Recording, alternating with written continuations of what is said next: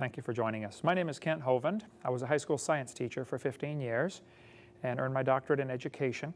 I've been very concerned about education and particularly the subject of the teaching of evolution and creation in our public schools.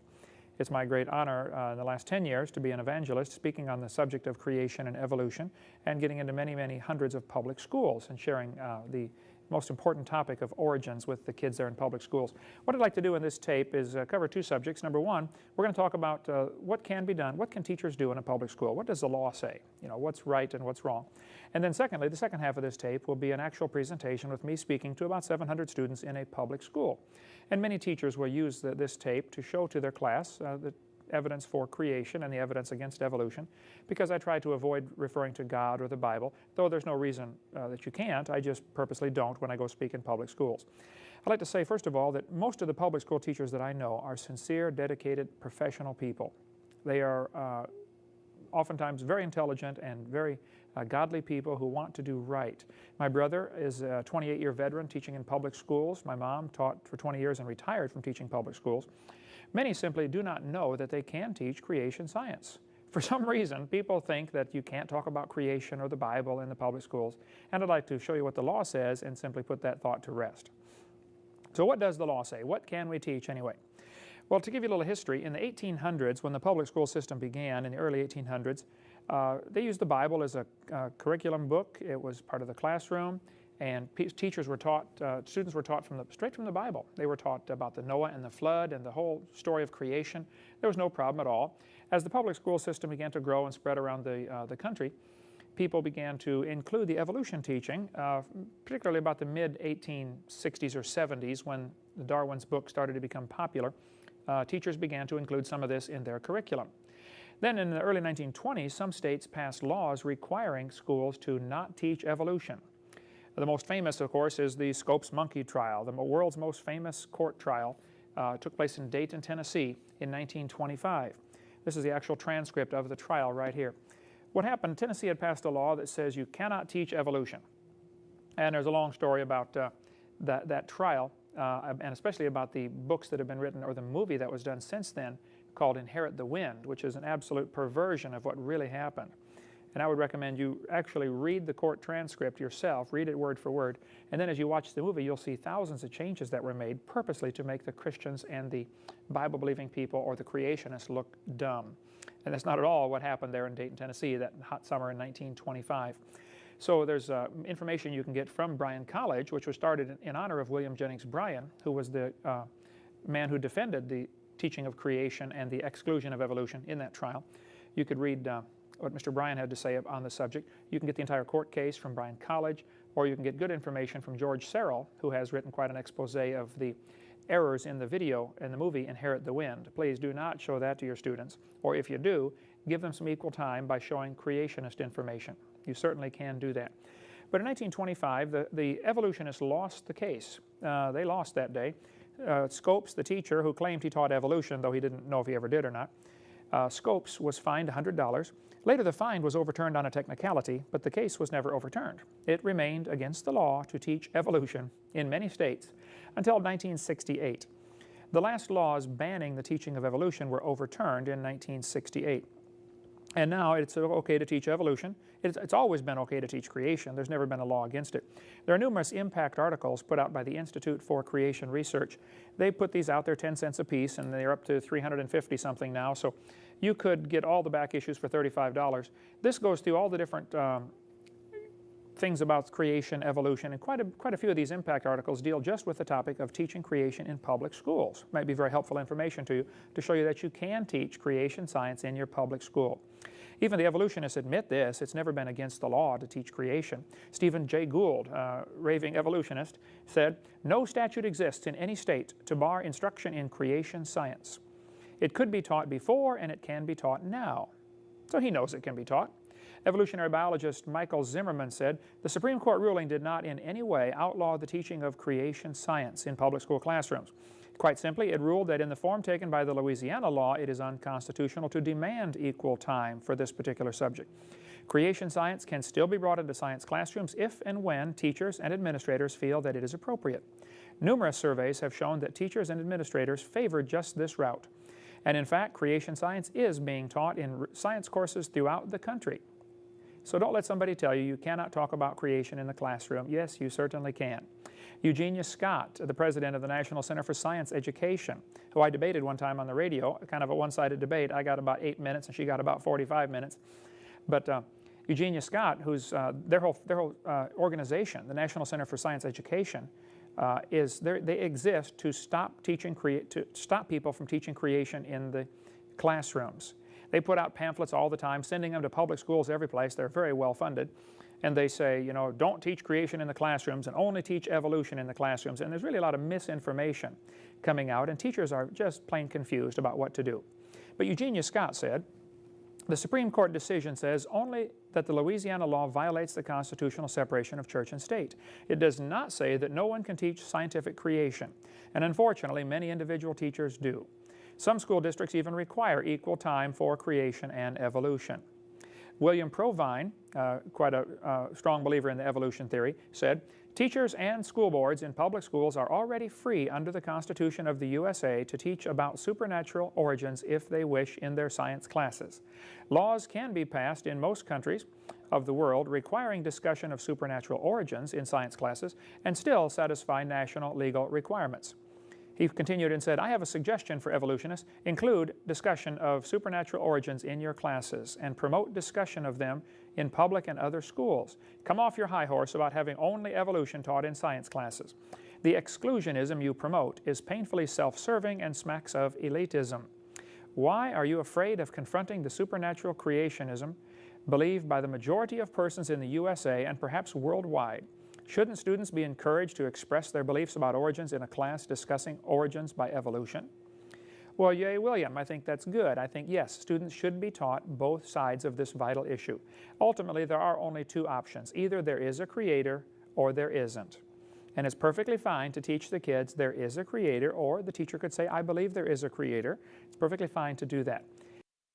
You may want to get Impact article number 196, which explains some of the laws about teaching creation science in a public school. It's always been perfectly fine. The ACLU seems to have been very instrumental in spreading some false information or misleading information, trying to let teachers think they cannot talk about creation in the classroom. I think what typically happens is the ACLU will threaten a lawsuit if some teacher teaches creation. Now, they would lose the lawsuit, but that doesn't matter. The fact that they threatened a lawsuit makes the average school board run and hide and say, well, let's not talk about the Bible or talk about creation because we can't afford to defend ourselves against this lawsuit. Even though the ACLU would lose, they will threaten the suit and sometimes even bring suit just so that the harassment factor will cause teachers to stop teaching creation. And that is most unfortunate, but happens, I'm afraid, all the time. Teachers are not allowed to convert the students or try to get the students to become a Baptist or Catholic or Buddhist or something like that, but they certainly can talk about creation in the classroom. You may want to get information from Elizabeth Ridenour, the National Council for Bible Curriculum in Public Schools from North Carolina. They've done a tremendous job on putting out information about how you can get a Bible class started in your public school. It's always been perfectly fine. You may want to get the book by Dwayne Gish, Teaching Creation Science in Public Schools, showing how that it is perfectly fine. You might want to get information from the Gablers. The Gablers in Longview, Texas have spent a lifetime, for the last 40 years, they've been putting out information on good public school textbooks. And what does the law actually say? They review all the textbooks that come out and help people select good books. For instance, the Gablers have said, states can legally require teachers to discuss evolution in science class. They cannot require them to discuss creation. Teachers may discuss creation in science classes if they wish. So what's happened is some people, I think well-meaning people, have tried to go into states' legislatures and say, I demand creation be taught. Well, the Supreme Court has consistently ruled against that, but the Supreme Court says, look, you can teach it if you want, but we cannot make anybody teach it. We cannot demand that it be taught. Courts allow states to require discussing scientific weaknesses in evolution, but not requiring discussing evidence for creation. Let's just look at some of the actual Supreme Court cases and see what they've said. In 1963, Supreme Court said, it certainly may be said the Bible is worthy of study for its literary and historic qualities. Nothing we have said here indicates that such study of the Bible or of religion, when presented objectively as part of a secular program of education, may be effected consistently with the First Amendment. In 1980, the Supreme Court said, the Bible may constitutionally be used in an appropriate study of history, civilization, ethics, comparative religion, or the like. It's perfectly fine to include creation in the classroom, even teach the Bible in the classroom. Eighth Circuit Court ruled in 1980 it's okay to teach the Bible in a public school. In 1987, the Supreme Court ruled again. They said teaching a variety of scientific theories about the origins of mankind to school children might be done with the clear secular intent of enhancing the effectiveness of science instruction. They said teachers already possess the flexibility to present a variety of scientific theories about the origins of humankind and are free to teach any and all facets of the subject. California State Board of Education ruled in their policy on teaching natural science. They said discussions of any scientific fact, hypothesis, or theory related to the origins of the universe are appropriate to the science curriculum. If you want to keep up on what's going on in education and curriculum, you may want to get a hold of Fred B001 at spectra.net and say, put me on the loop, and you'll get all sorts of emails keeping you up to date on what's happening with education. You may also want to get the video, Crisis in the Classroom by Phyllis Schlafly. Tremendous video showing what's happening in our public school classrooms and what the kids are being taught. The average teacher has to rely on things in the textbooks. And for many years, it's been a hobby of mine to collect public school textbooks. I have hundreds of them. My wife says too many. But as I review these textbooks, it's sad to see the things that are taught in these textbooks, things that just simply are not true. But the average teacher doesn't have time, when they've got all these lessons to prepare, to know, they don't have time to study them all to find out which books are good. I mean, which ones should I use for my kids? Even people on the textbook selection committee often do not know, how do I tell which books are good? What do I do anyway? Well, you might want to get the impact article number 278 from the Institute for Creation Research, icr.org, where they rated the textbooks in 1991. They took all the textbooks that are available for biology, for instance, and rated them based upon the percentage of text devoted to evolution. How strongly is evolution pushed in this book? And I think you'll find they range all the way from not much to a whole lot in the textbooks. For instance, Merrill Science put out biology a book called An Everyday Experience. It only had 2.9% of the book devoted to evolutionary teaching. And even that was isolated into a few single places where it would be easy to simply skip those sections or cut the pages out. I don't know why that thought never occurs to people, but man, if your school bought the book, you have the authority to cut the pages out if you don't want your kids taught that information. Another option is to get stickers in the front of the book that warn the kids about information that's not true. And the school districts are free to teach creation if they want. They're free to exclude evolution. The state can require them to discuss evolution, but they certainly cannot require them to believe in evolution. You'll find the books range from 2.9% in teaching of evolution all the way up to 15%, where they promote the evolution theory like it's some kind of fact of science. You know, don't you dare question this. I would recommend you do two things. If you're on the textbook selection committee, or if you're going to select books for your school, pick the book that's the least poisonous, the one with the least amount of evolution in it, and then do two things. Write to the other publishers and tell them why you didn't pick their book. If you wrote to HBJ, Harcourt Brace Jovanovich, and said, we did not pick your book this year because you had too much evolution or false information. Textbooks are very good at using false information to push the evolution theory, and that simply isn't fair, of course isn't right, and is actually illegal in many states. But they don't have any other evidence for their theory. So they use false information, things that have been proven wrong years ago, as supposed evidence for their theory. For instance, textbooks will often teach that the human embryo has gill slits, which was proven wrong in 1874, but is still in textbooks today. Every biology textbook that I'm aware of, and I have hundreds of them, teaches that the human embryo has gill slits, and that is evidence that we went through a fish stage in our development. Proven wrong at the Court of Jena in 1874. I don't know why that's still in the textbooks. That simply should be taken out. They also teach that there are vestigial organs, like the human has a vestigial tailbone or something. That's not true at all. There are no vestigial organs, like an appendix. That's part of your immune system. So the textbooks teach things to the kids that just simply are not true. That doesn't mean all the teachers are teaching these things, but the textbooks certainly contain that information. We've got a whole videotape 2 hours long on this very topic, lies in the textbooks. We also have produced a little booklet called Are You Being Brainwashed by Your Public School Science Textbook? That might give students or teachers some helpful information to know what is not true. I was in a debate one time with a professor who believed in evolution, and I showed some of the things that are not true in the textbooks. I went for about an hour. He got up and he said, now folks, Mr. Hovind is right. These things are not true. But I'd like to ask him a question. What would he replace them with? I thought, wait a minute, I have to find a replacement for evidence for his theory? I would say if you don't have any evidence for your theory, maybe you need to get a new theory. I don't know if that thought ever occurred to him before or not, but I sure suggested it to him. It's understandable that people want kids to believe a particular way. I mean, I try to convert people to believe what I believe, and I think probably everybody in the world does that. But there are some people who are very dedicated to teaching evolution, and they want to make sure kids believe this theory. One of the worst of the textbook publishers that I've seen in all my study on this topic is the BSCS series. Boy, if they get involved in it, you can count on it. It'll be loaded with evolution. They were one of the first groups, one of the government-funded groups to publish textbooks in 1960, 61, 62, 63, during that era. Many books began to come out really pushing evolution strongly. And there's lots of reasons behind why that happened. If you give me a call, we can go into a long discussion sometime on that. But there's an alternative. If a teacher says, well, what book should I get?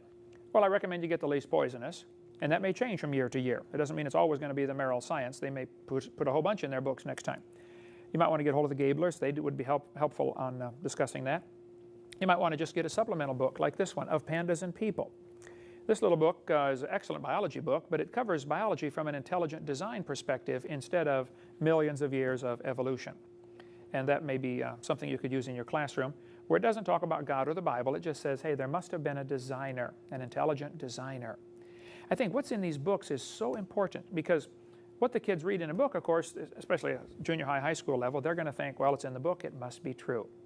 Adolf Hitler said, let me control the textbooks, and I will control the state. Who selects the books you buy anyway? And how is this done?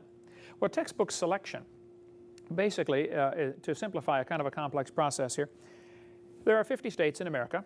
22 of those states have a state textbook selection committee. In the other states, the teacher can pick their own books, or the school district can pick their books. You know, there are no regulations. But in the 22 states that have a state textbook selection committee, there will be 12 or 15 or 20 people meet in the state capitol typically, and they will get a book from each of the publishers. The publishers will send a sample copy of their book. Sometimes they even send a representative and wine them and dine them and say, you know, please buy our books. They're trying to sell their books. Money's the bottom line.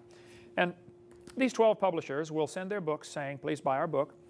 Then the textbook selection committee will look over the 12 books, or 10, or whatever it is, and they will pick out a few that they recommend. In Florida, for instance, where I live, the state textbook selection committee narrows it from 12 down to 5. Those 5 titles are sent to each of the local school districts, and the school district will select a committee of people. Usually the school board members will select somebody to represent them on the textbook selection committee. That committee will meet typically in January or February to look over the books that are available so that they can get them ordered and get them in time for September. The committee then will look over the 5 approved state books, and they will pick 1 or 2 that they approve for their county. And then those books will be purchased by the teacher and used for the next 6 years in class. 1 year they'll pick science, and next year they pick English or history. They rotate. Different districts have different ways they do it, but that's the general concept. And the atheists and evolutionists seem to have been really good at getting on the textbook selection committees to make sure evolution is taught. They know, of course, they can't hold a meeting and teach everybody evolution in a town meeting because nobody would show up to the meeting. So they have to present the evolution at the taxpayer's expense via the textbooks. And that's where teachers come in, and they can do something about it. You can select books that simply don't contain that information, or put a warning sticker in the front, or cut out the bad pages. I mean, your school bought the book. You can do with it as you please. So I'd recommend you maybe get on that committee. Some practical things you can do, and this has been done in many areas. Get the pages, get a book. Let's say you already paid $50 for the book. You don't want to throw the whole book away. So you get the book and find the places where false information is presented, like the gill slits, the tailbone being vestigial, the horse having 4 toes, every one of the so-called cavemen evidence for evolution, even the section about the geologic column and the layers being different ages. Absolutely not true. And I cover all that on our seminar videotape. You might want to get that seminar on lies in the textbooks. But you can go through your textbook, find the places where the information is not correct, and cut the page out. I'm sure you can get local volunteers in churches in your area that would be thrilled to come help do that. Cut out the false information. If you'd like, send me a sample copy of your book, and I will make a list and tell you what pages need to be removed. I have read through scores, if not hundreds and hundreds of these textbooks, and I can find these things very quickly. Or, an alternative to that, you could simply glue the pages together, the pages that contain false information. You could put a warning sticker in the front cover of your textbook. Alabama requires a warning sticker if books teach evolution, to warn the kids the difference between micro and macro evolution.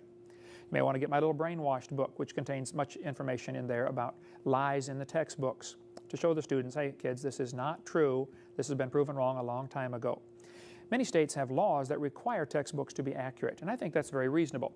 For instance, Florida Statute 233.09 says, all instructional materials recommended by each council for use in their schools shall be, to the satisfaction of each council, accurate. Now, the problem with the Florida law is that little phrase, to the satisfaction of each council. There's the problem. There are things in Florida textbooks that are absolutely not accurate. They're bold-faced lies, but the council said they were fine, so they're tolerated. They need to get the lawmakers that have some backbone to stand up and say, look, take that phrase out. Textbook should be accurate, period. Texas has a law that says, instructional materials shall present the most factual information, and theory shall be clearly distinguished from facts and presented in an objective manner. Now, they're not in Texas textbooks, and I've got Texas textbook right here beside me. I've got quite a few of them. They are not presented objectively. Evolution is taught dogmatically, but the law says it's supposed to be. In Wisconsin, the administrative code says textbooks shall have factual accuracy. In Alabama, they have a sticker that says, this textbook discusses evolution, a controversial theory some scientists present as a scientific explanation for the origin of living things. No one was present when life first appeared on Earth. Therefore, any statements about life's origins should be considered as theory, not fact. Microevolution, it's got a whole section describing micro and macroevolution, which are very different, by the way. No connection whatsoever between the two. You might want to get one of the Alabama stickers and use it as a model to create something for your school textbooks that you could warn the kids, hey, this information is not true. I think it's also important that students and teachers be aware of their legal rights on this topic. For instance, you might want to get this book, Students' Legal Rights, on your public school campus, showing how that students have the right to be exempt from any class that is teaching something contrary to their religion. If the parents go to the school and say, look, I don't want my kid taught evolution, I don't want them taught sex education or whatever, the schools have to abide by that. They have to say, okay, if you don't want the kid taught that, then we will take them out. And they have to provide alternative material, and they cannot punish the student for not being in the class. They can't test them on things where they weren't, when the student wasn't there. So I think that'd be a reasonable way to do it. Now, what's happening in our schools has me deeply concerned as I go speak in public schools very frequently, and honestly, I would like to help. I think it's important that we understand the law. What does the law say? The law says you can teach creation if you want. You don't have to, but you can if you want. Don't let anybody tell you you can't. There seems to be a lot of confusion on this topic, and it's unnecessary. I think we need to get back to teaching the basics, teach students, hey, it's okay, kids, you can teach creation. We can teach creation in class if we want. You can even read the Bible to them. Read the Bible story about the creation and say, students, what do you think? There's no problem with that whatsoever. Well, if I can be any help, please feel free to give me a call. Honestly, I'm concerned that many teachers do not know what they can and cannot do on this topic, and I would like to answer any questions I can or steer you to where you can get more information. The rest of this videotape now will contain an actual presentation that I'm doing at a public school. I speak in public schools frequently. If you'd like me to speak in your public school when I'm in your area, please look at my itinerary on my website, drdino.com, and find out when I'm going to be close to you there and schedule me to come speak in your public school. I don't know why there seems to be some schools that are afraid to have a creationist come in. There's no reason to be afraid. You certainly can. If I'm unable to come or schedule doesn't permit, I can certainly give you a list of other people who speak on creation. But I think it's essential that students get the information, that they see, hey, it's okay, I can learn about the Bible in my public school, I can learn about creation in my public school. So feel free to give us a call. We hope you enjoy the rest of this video. Well, thank you, boys and girls, for coming this morning. My name is Kent Hovind. I was a high school science teacher for 15 years, and now I travel all over and do seminars on creation, evolution, and dinosaurs. I like science. And we're going to talk about some science things here this morning. Now, this is not my wife. This is just a picture of her. We live in Pensacola, Florida. I've been there for 14 years, and I have 3 children, all married, and 2 grandkids. And we have about 30 people working in my ministry there called Creation Science Evangelism. And we do all sorts of activities on creation and evolution. Now, I like science. I collect science books. I just like science. And today, whenever you see this beep signal, I want you to raise both hands and put them back down as fast as you can. Ready, set, beep. Hands up, back down. Pretty slow, but that's okay. You'll get faster. Okay, I like science. Does anybody here know how to shoot a rubber band? Okay, sir, right there, come on up, and your wife next to you, come on up, both of you two right there. Okay, hurry, let's go. What's your name, sir? Jamie. Jamie? Jeremy. And is this your wife? No. Okay. Now, what's your name? Jordan. Jordan. Here you go. We have some brand new rubber bands. Jamie and Jordan, pick one of those. Jeremy. Okay, Jeremy and Jordan, I want you to see how far you can shoot the rubber band. Let's go toward that corner over there where the drinking fountain is. Go ahead, ladies first. Oh, okay. Oh, about the same distance. Okay, girl in the red sweater, stand up there because they can see how far they went. Now watch this carefully because I happen to know the scientific way to shoot a rubber band. You ready to watch this? If you're real quiet, you can actually hear mine go. They go so fast. You ready? The scientific way to shoot a rubber band. Whoa. Now, you are thinking of a question, and the question has 5 words in it. The magic question is, how did you do that? Right now, you're probably thinking of a question. How did you do that anyway? Well, we're going to teach you guys when we're done, if you all sit there real quiet. Let's give them a big hand for practicing. We'll let you try it again in a minute. Thank you. Have a seat. I like science. I'm going to show you guys real quickly the scientific way to make a round airplane. See, moving air has less pressure. Oh, thank you, ma'am. You're a Gentile and a scholar. If I blow under this piece of paper, it will lift up. If I blow over the piece of paper, it will lift up. No, it'll lift up.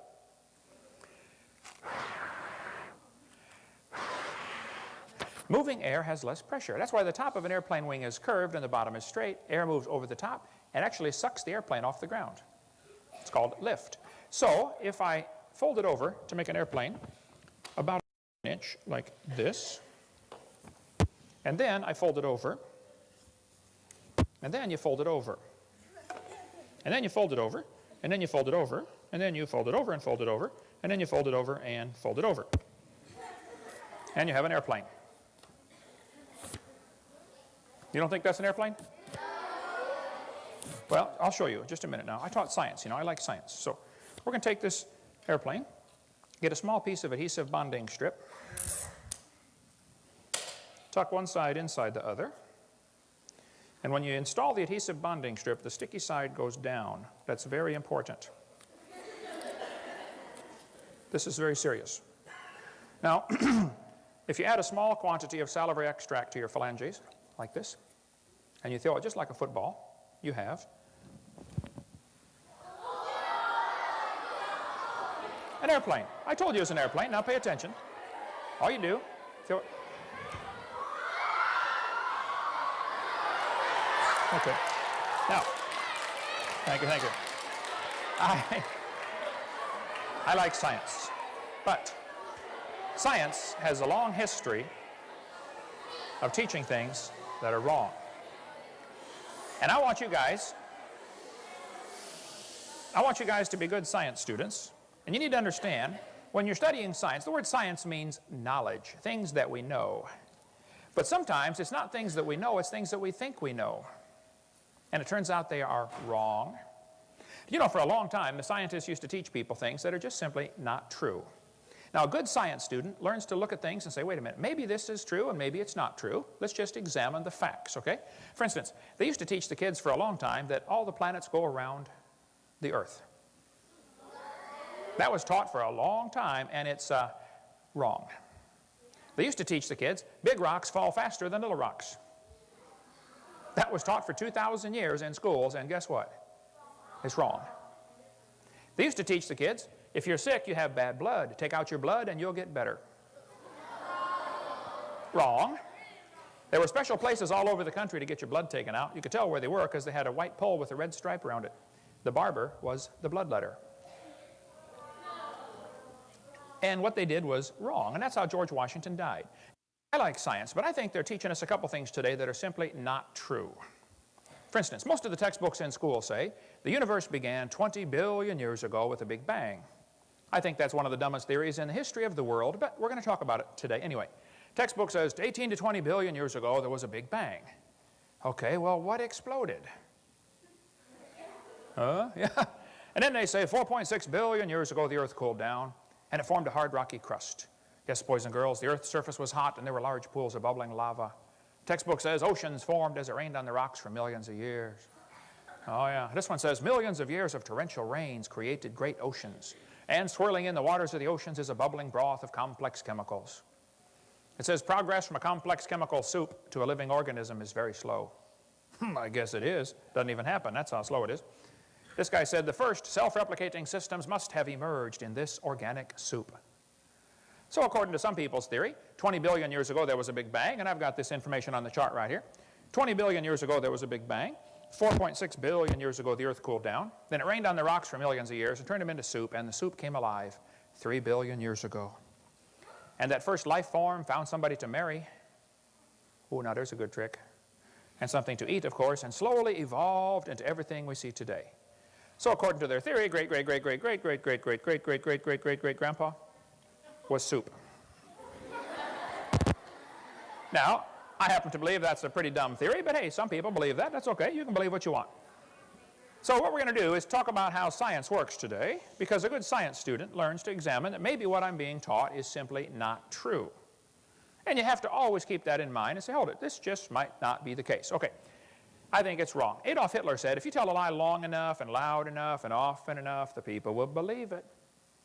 And we've heard this for a long time, about billions of years ago, and I think it's wrong. I think they're actually wrong today about two things. I think they're wrong about the age of the earth. The earth is not billions of years old. And there's all kinds of ways to prove that scientifically. Hey, did you know the moon is going around the earth? How many knew that already? Okay, good. Did you know as the moon goes around the earth, it's gradually getting farther and farther away? We're slowly losing the moon. It's drifting off about 3 inches every year. No big deal, nothing to worry about. Plus, nothing you can do about it anyway. But the moon is getting farther from the earth every year. Now, kids, this is going to be complicated, so listen carefully. The moon gets farther from the earth every year. So that means that it used to be closer. How many can figure this out with no help? Okay, you with me now? Okay, good. Well, if you bring the moon back in closer, you start to create a problem, you see, because the moon causes the tides. It pulls the water up. Well, if the moon was closer, there's a law called the inverse square law. If you take it into 1/2 the distance, you take that 1/2, inverse it, and square it, it's 4 times the gravitational pull. What that means is a little over 1 billion years ago, the moon was whizzing around just above the surface of the earth.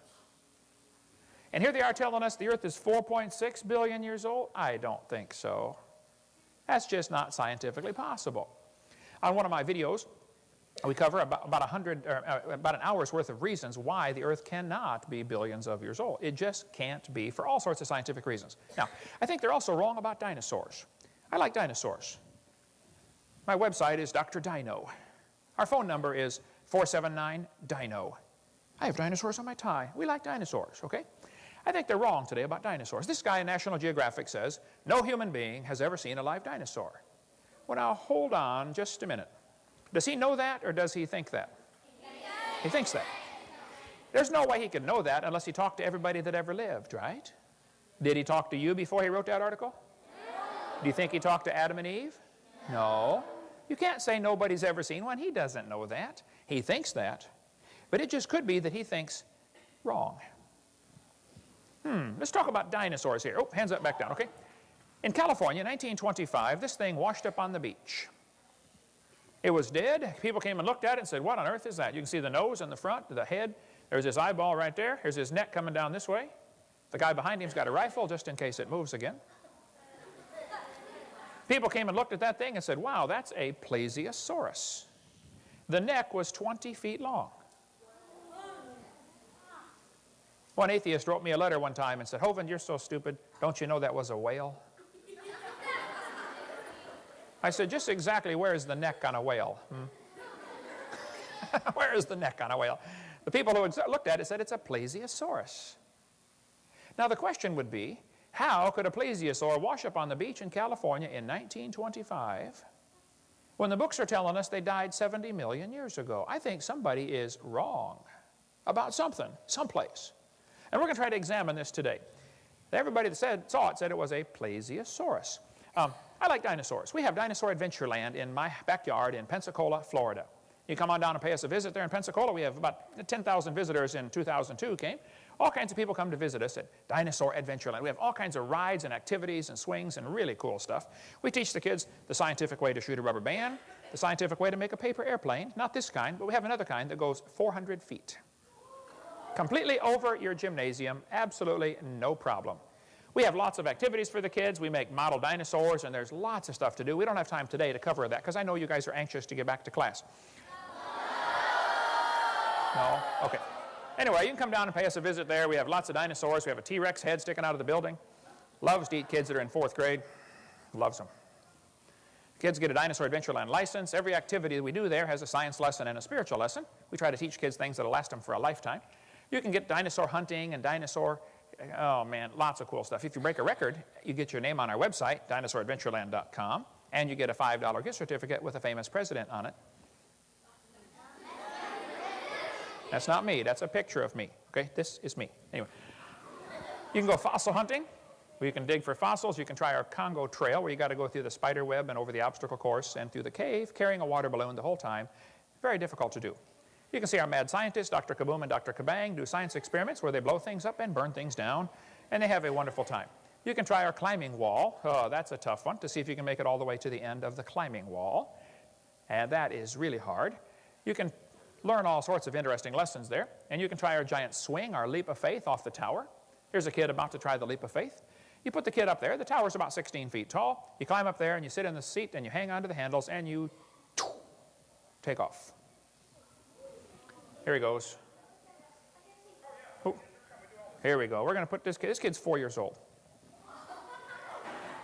We have 3-year-olds do it all the time. And you drop them off. Now that's a swing.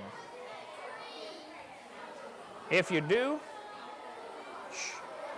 hit the tree, it does not hurt the tree. Well, yeah, that's true. Yeah. But it feels better when it quits hurting. Yeah. You can line up and try our leap of faith. The kids jump, they love that. The first time it is absolutely terrifying, and then you're going to want to do it all day long. But you can only do it 300 times per day, no more. Come back the next day and do it again if you'd like.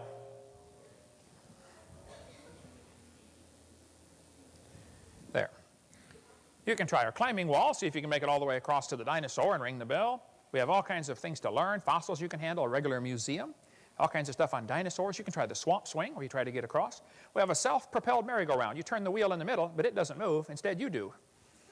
And you go round, round, round until you puke, and then you get off, okay? You can try the nerve-wracking ball. We have a 16-pound bowling ball. We put it next to your nose and drop it, and when it swings out and comes back, you can't blink or move to get your card punched. Very scary. You can try our circle swivel spring swingosaurus. I made this one up myself in the middle of the night. I learned if you eat a whole bunch of pizza before you go to bed, at 2 in the morning you get really cool ideas. They're called nightmares. And it swings and circles and swivels and does all sorts of cool things. You can play basketball on the trampoline. If you want to play basketball on a trampoline, that's a lot of fun. There's our circle swivel spring swing. We have a merry-go-round that not only goes around, it swings. A swinging merry-go-round. Pretty cool. And you can try to learn about centrifugal force on our flingosaurus. We can make dinosaur targets out there, and you go hunting with water balloons. Try to launch water balloons and hit the dinosaurs. You can measure how many horsepower you have with our horsepower demonstration. You hook into the swing and the swing set seat there, and you pull and see how fast you can pull up 15 or 30 or 55 pounds to measure your horsepower. Pretty cool. We like science around our place. Then we make our super airplanes that go 400 feet. The kids really, really like those. We'll teach you how to make one if you come down and visit us. We like dinosaurs. But there's one thing about dinosaurs I do not like. And I'm going to tell you about that in just a minute. Okay? This one is the Apatosaurus. You can pat him, but he will bite. I like the Apatosaurus.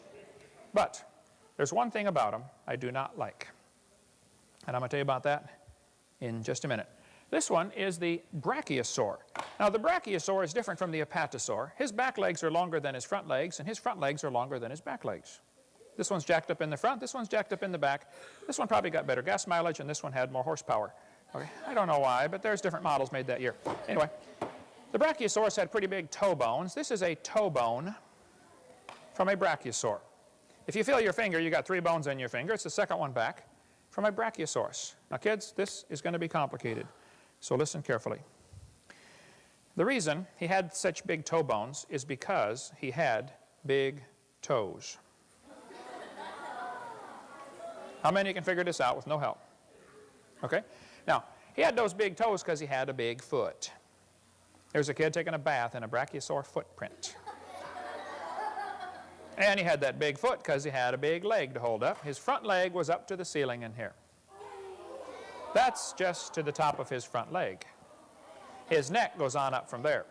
The biggest one they ever found is found in Oklahoma. It is 60 feet to the top of the head. They say it probably weighed about 100 tons, which is equal to 14 school buses put together. That means if he was to come by and step on you, you would be deeply impressed by him. You would be road pizza. I like Brachiosaurs. Oh, beep, hands up, back down. Okay. But there's one thing about the Brachiosaur I do not like. And I'm going to tell you about that in just a minute, okay? This one is the Stegosaurus. Now, the Stegosaurus is a very rare dinosaur. Only about 5 or 6 have ever been found. If you found Stegosaur bones, you would be rich. They had plates on their back, and I have with me today a copy, a replica, of one of the small plates. This is one of the little plates down by his tail. The big ones were bigger than the small ones. I like the Stegosaurus. He had spikes on his tail. We've got a copy of a tail spike in our museum down there in Pensacola, if you come see it. Big old spikes on his tail. Even though his body was about 20 feet long, his brain was the size of a ping pong ball. Not too smart. I like the Stegosaur, but there's one thing about him I do not like. And I'm going to tell you about that in just a minute, okay? This one is the Tyrannosaurus Rex. Unless he lives south of the Rio, then he is Tyrannosaurus Mex. He had a pretty good sized head, almost the size of a Volkswagen. This is a replica of one of his teeth. And he had big toenails. Now, his front fingernails were a little smaller than this, but they looked about the same, which means he had to be very careful when he picked his nose. If you bump him in the elbow while he's picking his nose, he'll be mad at you for 2 weeks. I like the Triceratops. I mean, I like the T-Rex, but there's one thing about him I do not like. And I'll tell you about that in just a minute. This is the Plesiosaur.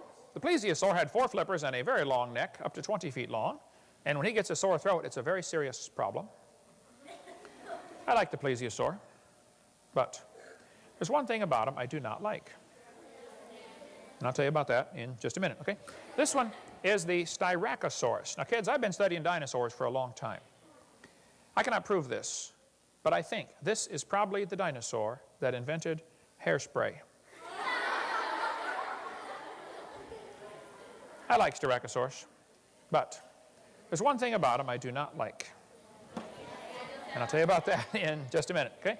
This is my Blondosaurus. And here is the Triceratops. A Triceratops had 3 horns on his face. We have in our museum a copy of a baby Triceratops horn. The biggest Triceratops horn was about 6 feet long. Pretty big. I like the Triceratops. But there's one thing about them I do not like. I'll tell you about that in just a minute. This one is the Parasaurolophus. He's having a bad hair day. I like the Parasaurolophus. But there's one thing about him I do not like. And I'll tell you about that in just a minute. And this one is Barney the Dumbosaurus.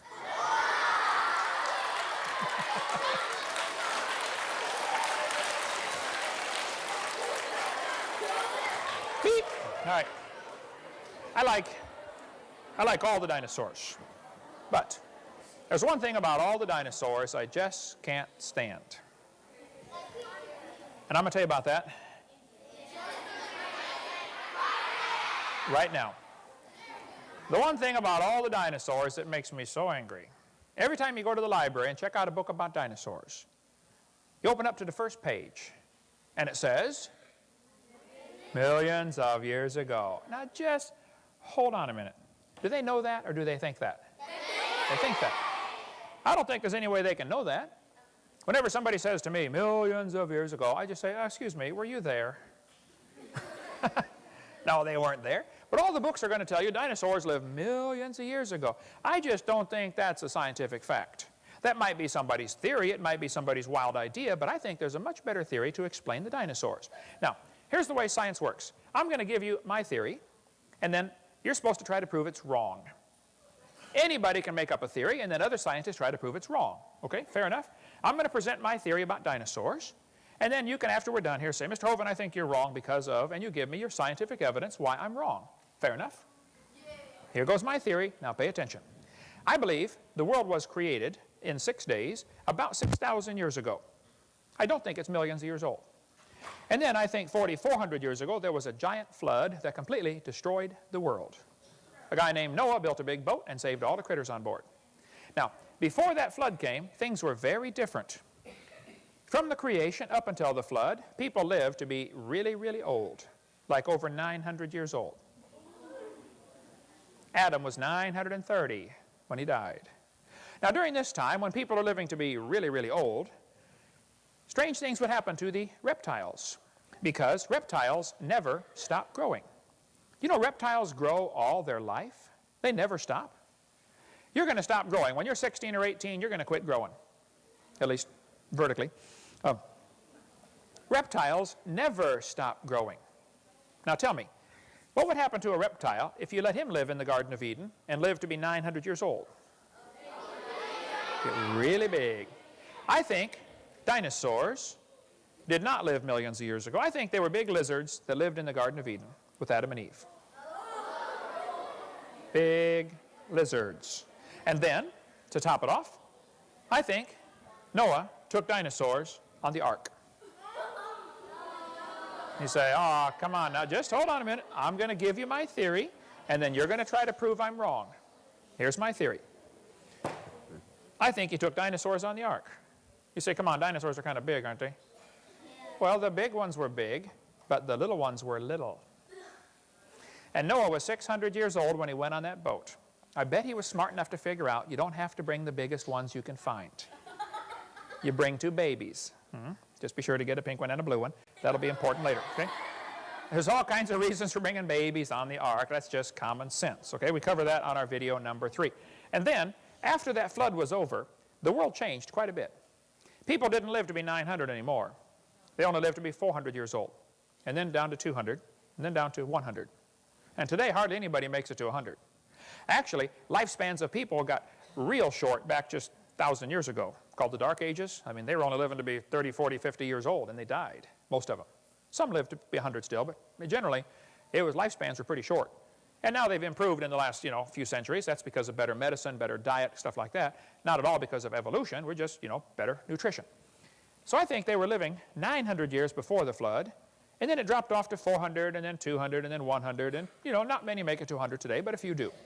And this, of course, affected the reptiles. The dinosaurs that got off the ark faced a whole different world. They simply couldn't live to be 900 anymore, so they couldn't get as big. They actually had 2 problems. People were killing them. They called them dragons. Let me just tell you my theory, and then you prove I'm wrong, okay? I don't think they were called dinosaurs because the word dinosaur wasn't even made up till 1841. How could they call them a name that didn't exist? They called them dragons, and all through history there are thousands of stories of people killing dragons. Beep, back. Lots of stories of people killing dragons. And as the population of people began to grow after the flood, the population of dragons began to go down because nobody wants to live next door to a dragon. Same thing happened right here in this county. How many grizzly bears are roaming loose in the woods right now in this county? 0. How many were there 500 years ago? Probably thousands of them, right? Well, what happened? Well, you see, folks, when people move into an area and civilize it, the big ferocious animals are driven off or killed off. Nobody wants to live next door to a grizzly bear. The same thing happened to the dragons. Hey, if it came on the evening news tonight that there were 5 grizzly bears roaming around the woods in this county, do you know what would happen by 6 o'clock in the morning? Every redneck in 4 states would be out there with a rifle trying to shoot them. And whoever could shoot the biggest one would be a hero. They'd have his picture in the paper. Hey, Bubba shot the grizzly bear and saved the village. That's exactly what would happen. And I think that's what happened to the dinosaurs. I think people killed most of them. They called them dragons. I'm just giving you my theory now, and then you're going to prove I'm wrong, okay? They called them dragons. Do you know there are dinosaurs and dragons found on ancient pottery and ancient artwork? There's an old brick wall from Babylon, shows dragons on it from 600 BC. That brick wall was built way back here, 600 years before Christ. How did they know about dragons in 600 BC? Alexander the Great conquered part of India in 300 BC, and he said his soldiers were scared by dragons when they conquered some of the cities. This Roman mosaic was made 200 years after Christ, and it shows long-necked dinosaurs on it. Now here they are telling us nobody's ever seen one. Well, explain these. Gilgamesh is famous for slaying a dragon. St. George is famous for slaying a dragon. Beowulf slew dragons, 2 of them, and then the 3rd one killed him. Tried to kill a 3rd dragon, and he killed the dragon, and the dragon killed him. They both died from the injuries from the fight. You ought to try to read the Beowulf story in Old English. Good luck. That's English from 1,500 years ago. When they translate the story to modern English, the story says, Beowulf killed Grendel the dragon by pulling off one of its arms, and the creature bled to death. Strange story. So, to me, the way I look at this, I don't see a problem. I think probably he really did kill a dragon. I think there were a few small dinosaurs still alive in 500 AD when Beowulf lived. Actually, I think they've lived all through history. If you look around, there are dragon stories from countries all over the world. Ancient pottery sometimes shows dinosaurs on it. How did they know to put those on there? Here's a piece of pottery from the 1st dynasty of Egypt showing 2 long-necked dinosaurs. This guy says nobody's ever seen one. Does he know that, or does he think that? He thinks that. And I think that he thinks wrong. Here's another one showing 2 long-necked dinosaurs holding a sheep between their mouths. Well, all you got to do is look around and you start seeing dragon legends all over the place. Now, maybe some of them are, made up or stretched a little bit, but hey, they must have something to it. Here's a Russian medallion with a guy killing a dragon. Bulgarian postage stamp here shows a man killing a dragon. An Irish writer said they killed a dragon with iron nails on its tail. Stegosaurus certainly had like iron nails on his tail. The Vikings have legends of people killing dragons. They called him the Kraken, the great dragon of the sea. The famous Norwegian hero Siegfried slew the dragon Fafnir about 1,000 years ago. Marco Polo went to China and lived there for 17 years. When he came back, he told everybody the emperor in China is raising dragons to pull his chariots in parades. Well, now, hold on a minute. Why would he say something like that? I have a theory about that. I think he said that because the emperor was raising dragons to pull chariots in his parades. I think there were still a few alive in 1200 AD when Marco Polo went to China. There probably weren't very many, and they probably were getting pretty small by now, but I think there were a few still around. Then, dinosaurs have always lived with man. In Italy, just 400 years ago, a man killed a small dinosaur that was bothering his cows. He smacked it on the head with broke its neck. They had it stuffed and mounted for a museum display, probably a Tanystropheus from the description. We could go all day on dinosaurs, but I know you guys are anxious to get back to class. No! Did you know, when they first went down through the Grand Canyon, they found carvings of dinosaurs on the walls of the Grand Canyon. The Indians hunted dinosaurs and carved their pictures on the walls. Here they are telling us nobody's ever seen one. Well, how did they know to carve their pictures on the walls of the Grand Canyon? There's a painting in Australia of a native running away from a dinosaur. Nobody's ever seen one? He doesn't know that. He thinks that. Down in Peru, they've got the driest desert in the world. They found some stones down there with dinosaurs and people together carved on them. These stones were made over 2,000 years ago. I've got 3 of them in my museum in Pensacola. They're called the Ica stones, the Nazca burial stones from Ica, Peru. Interesting.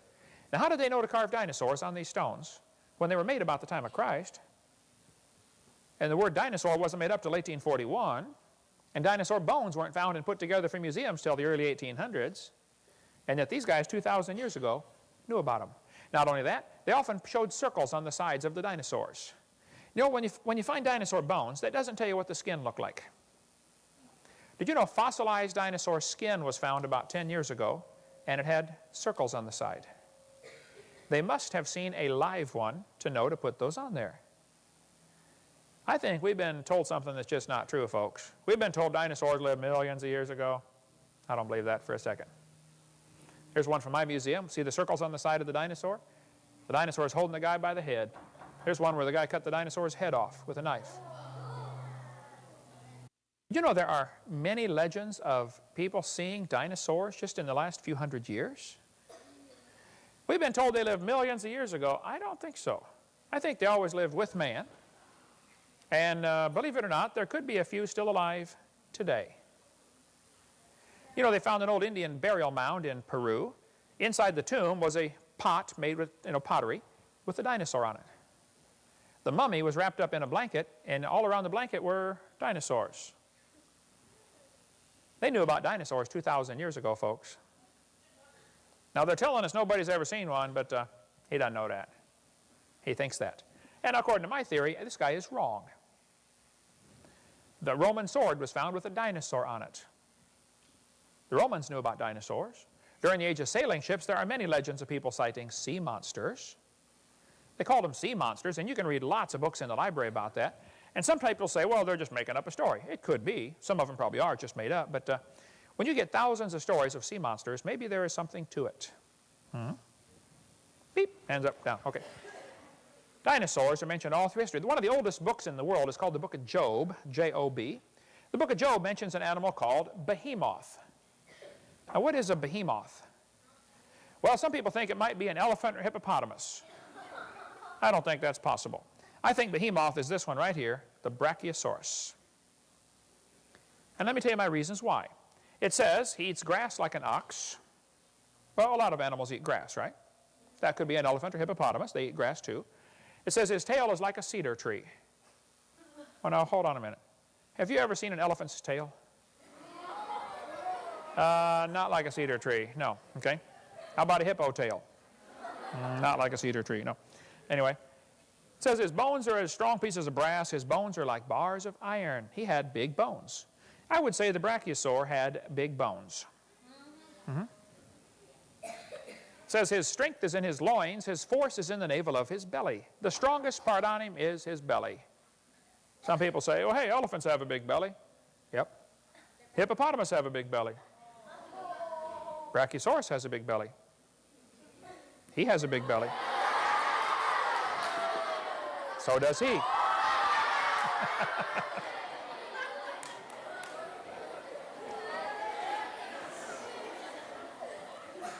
The Book of Job tells us he lies under the shady trees in the covert of the reed and fens. Now, the word fens is an Old English word that means the swamp.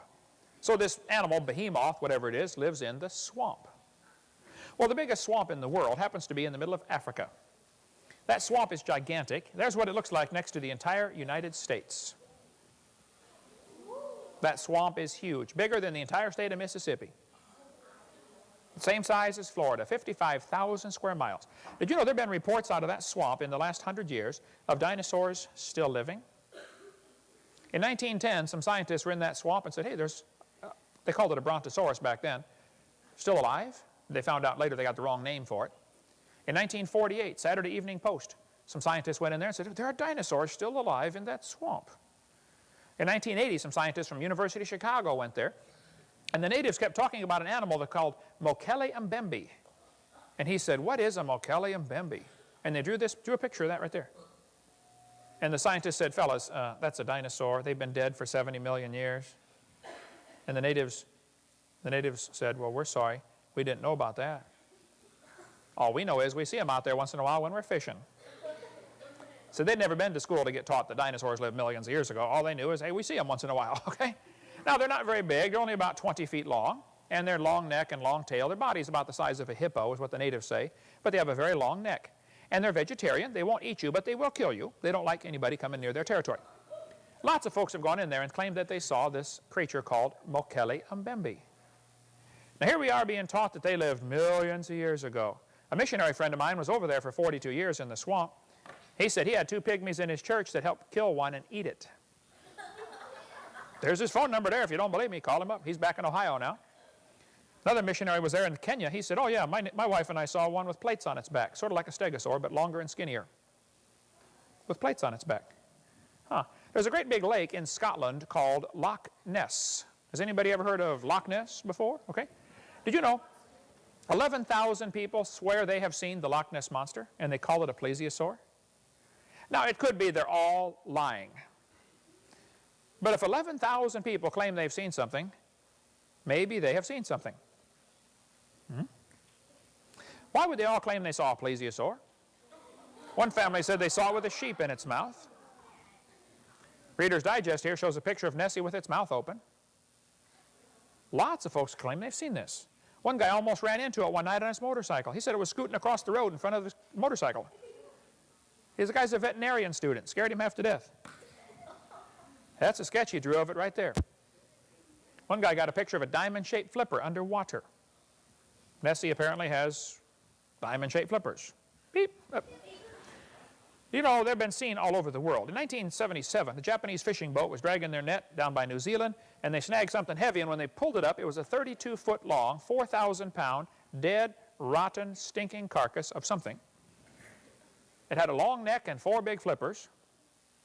They looked at it and said, fellas, I don't know what that is, but that's a strange thing. They also said, it stinks real bad, and we're throwing it back. But they made a special stamp for Japanese mail. They said they had a plesiosaurus in their net. 1977. Now, wait a minute. When I went to school, they told me dinosaurs lived millions of years ago. I don't think so. Something like a dinosaur washed up on the beach in Russia, 1994. It was 39 feet long. Something's been seen in China and in Japan. I mean, I could go on all day about dinosaurs living with people. There's a lake in Canada called Lake Okanagan, where many folks swear they have seen the Ogopogo. That's their nickname for it. Thousands of people will say, oh yeah, I've seen the Ogopogo. There's one called the Cadborosaurus in British Columbia. There's a lake between New York and Vermont called Lake Champlain. Lots of folks claim they've seen the Lake Champlain monster. I talked to the lady that took that picture. I went and met with her, videotaped the interview. I said, Sandy, do you think you saw a dinosaur? She said, no. I know I saw a dinosaur. She and her husband and 2 kids watched it for 10 minutes. When I showed her this one, I said, did it look like that? She said, no. Well, yes, it looked like that, but the neck was shorter. That's what she told me. Now, they're telling us nobody's ever seen one. This thing washed up on the beach in Lake Erie. Nobody even today knows what it is. It's in a museum in Texas. A lot of folks claim they've seen the Lake Erie monster, whatever it is. There could be a few pterodactyls still alive. I've interviewed about 9 people now who claim they've seen one. Small, 6-foot wingspan, 4-foot wingspan. I mentioned in my seminar tape about pterodactyls being seen in Kenya, Africa. The natives over there call it Batamzinga. That's their name for it. And I got a phone call one day, and this guy said, Mr. Hovind, I'm visiting here from Kenya. I'm going to school at Louisiana State University, Baton Rouge. He said, I'm on the Kenya Olympic running team, and I'm going to school in America. He said, I saw your tape about pterodactyls still living. He said, I live in Kenya, and I want you to know, you're right, we have those creatures over there.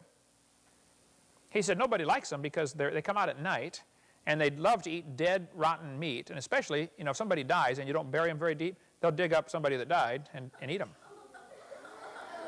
He said their wingspan's only about 4 feet, you know, 5 feet, but he said they're over there. I mentioned about pterodactyls being seen in Indonesia. I was speaking at a college one time, and this lady raised her hand. She said, Mr. Hovind, I'm from Indonesia. I'm a medical doctor. I came to America to study English. And she said, I grew up and lived in Indonesia all my life. And she said, you are right. We have those creatures in Indonesia. They call it orangbatai. It's their name for it. She said, why do you teach people over here that they lived millions of years ago? I said, I don't know, because we're dumb, I guess. They did not live millions of years ago. Anyway, the Thunderbird legend is the story of a tribe of Indians that saw this bird, giant bird, get hit by lightning. So they called it the Thunderbird. When it fell to the ground, they found it 3 days later. The buzzards had picked all the meat off the bones, but the wingspan was 20 feet and had a bump on the back of its head. Indian prayer sticks show a pterodactyl head. Now, Henry Ford put an eagle on the taillight of a Thunderbird. Should have been a pterodactyl. You blew that one, Henry. Oh, beep, stand up. Oh, no, there we go. Okay. So the one thing about dinosaurs I don't like. Every time you get a book about dinosaurs, it says millions of years ago. So my theory is very simple. The world was created in 6 days, about 6,000 years ago. There was a great big flood that completely wrecked everything 4,400 years ago. Before the flood, everything lived longer and grew much bigger. After the flood, things changed. Dinosaurs were called dragons. Through history, they were called dragons. People killed most of them. There could be a few still alive today. No big deal. I don't think there's very many, and I don't think they're very big, but there probably are some still around today. Now, as a scientist, your job is to look at the theory and say, you know, maybe that's right. The problem is some people are afraid to say anything against what everybody else believes. Because everybody else believes dinosaurs lived millions of years ago, and they go, oh, I don't want to say anything else because then they're going to make fun of me. I don't think it's possible that they lived millions of years ago. So, that's my theory. Your job is to prove I'm wrong. If you're a scientist, you want to be a scientist? Okay, say, Mr. Hovind, I think you're wrong because I'd like to hear why. I've been studying this for a long time, folks. I think I got the right theory. I think we've been told something that's not true. I was taught all through school. Man used to have a tail, but he lost it because he didn't need it. I thought, didn't need it? Have you ever thought how handy a tail would be? Did you ever come to the door with 2 sacks of groceries? Man, you can grab that door and open it right up and walk right in. Lost it because we didn't need it. Come on. That's a bunch of baloney. Anyway, you teachers, if you'd like to get, I have all kinds of videos on creation, evolution, and dinosaurs. You can get a catalog only for the teachers, please. I've only just got a few left. And I told you I'd show you the scientific way to shoot an airplane, shoot a rubber band, right? Now, you sure you want to learn this? Okay. I want you to notice my fingers do not leave my hand at any time. That's important. Okay. What most people do wrong with rubber band shooting is they stretch both sides the same. See, one side is your flesh, the other one is your spirit. Your spirit has to live in your flesh or else you're dead. Okay? If you pull both sides the same, when it flies through the air, if you could watch it in slow motion, the sides are going. They're fighting with each other all the way. So, the secret to high-speed velocity through a fluid medium such as the atmosphere is to minimize the turbulence. All I did was stretch one side tighter than the other.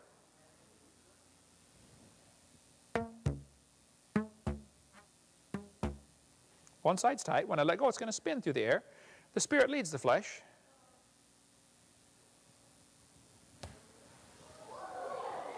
All the way to the back of the gym.